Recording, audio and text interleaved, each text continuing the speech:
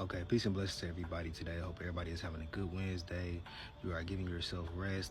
You are learning to keep praying without ceasing, talking to God anytime you get, denying yourself daily, and just basically trying to follow his commandments to the best of your abilities. Now, today I wanted to come on here and talk about something that is famously asked a lot when it comes to, when people are trying to seek God and things like that. It comes to them feeling they self more than anything. And that question is, if God knows that I'm going to heaven or hell, why did he create me? But the question is mainly asked for people that, they think they're going to hell.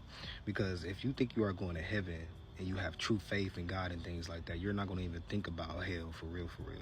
But you still have to be aware that anybody could fall to sin and do the wrong things. But God said he doesn't look at our, actions when we do commit these sins. He looks at our heart's intents, because God is a balance.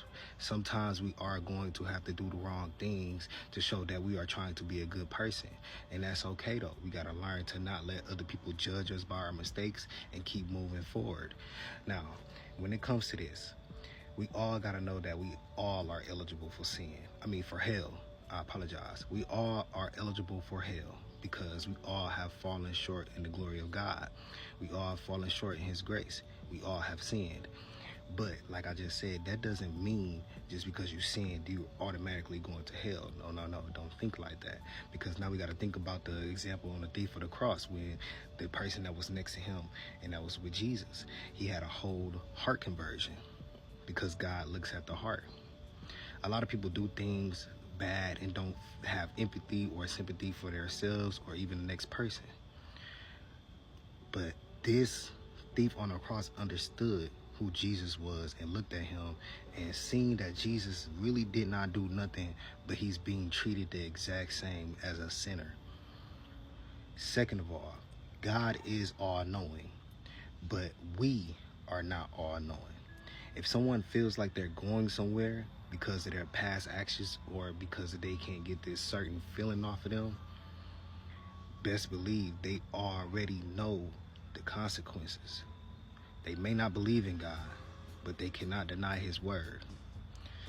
God didn't create anyone to go to hell, not even the devil. The hell is created for the devil and his followers, but God is not sending anyone to hell. Every action that we do is either someone's hands or our own. God doesn't raise any of our hands to do anything. And as you continue to read your scriptures and things like that, he even talks about some of the great prophets that wanted to deny God and told God to his face. Example, Moses. When God first came to Moses, Moses even said that he did not even want that work. He didn't want to do anything with God, because he already knows what comes with that line of work. And even so, if God is calling on you, because he sees something that you don't. But going back to God being all-knowing, we don't know what we finna do in this next minute. We cannot sit here and we can't sit here and base ourselves off the actions that we are doing. We got to sit here and base ourselves off who we are in the inside, our heart. What do we want in life? And the second thing about that, our work iniquity will not get us into heaven at all. Our work iniquity is something that we are already supposed to have, or we're supposed to be doing. We were born to serve others, be respectful to each other, do good in life. So the fact that, a lot of people are going to be trying to use that type of excuse, like, God, I cast demons out in your name. I was doing this for others. I was doing that.